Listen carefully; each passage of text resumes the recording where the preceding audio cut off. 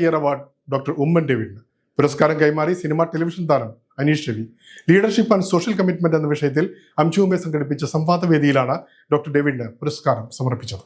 മുംബൈയിൽ വിദ്യാഭ്യാസ രംഗത്ത് 5 പതിറ്റാണ്ടുകളുടെ സമ്പന്നമായ സേവന പാരമ്പര്യമുള്ള ഡോക്ടർ ഉമ്മൻ ഡേവിഡ് കഴിഞ്ഞ വർഷം വിവിധ മേഖലകളിൽ തന്റെ ശക്തമായ സാന്നിധ്യവും ദൂരദർശിയായ നേതൃത്വവും കൊണ്ട് ശ്രദ്ധ നേടിയിരുന്നു.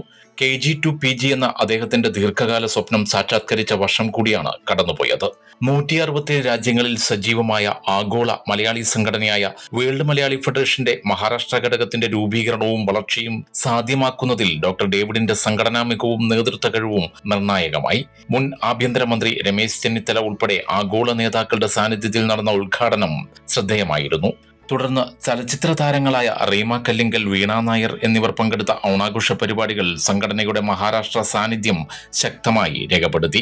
വ്യത്യസ്ത മേഖലകളിൽ വ്യക്തിമുദ്ര പതിപ്പിച്ച മലയാളികളെ പങ്കെടുപ്പിച്ച ലീഡർഷിപ്പ് ആൻഡ് സോഷ്യൽ കമ്മിറ്റ്മെന്റ്സ് എന്ന വിഷയത്തിൽ സംഘടിപ്പിച്ച സംവാദ വേദിയിലാണ് ഡോക്ടർ ഉമ്മൻ ഡേവിഡിന് news maker of the year award സമ്മാനിച്ചത്.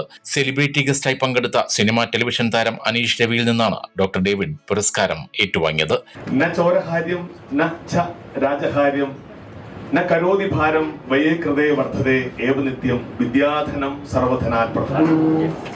ഒരു കള്ളനും അപഹരിക്കാനാകാത്തത്, ഒരു സഹോദരനും ഭാഗിച്ചു കൊടുക്കേണ്ടാത്തതായിട്ടുള്ളത്, ഭാരമില്ലാത്തത്, കൊടുക്കുന്തോറും ഏറുന്നതായ വിദ്യാധനം സർവധനാൽ പ്രധാനം എന്നതാണ് നമ്മളൊക്കെ പഠിച്ചിട്ടുള്ളത്.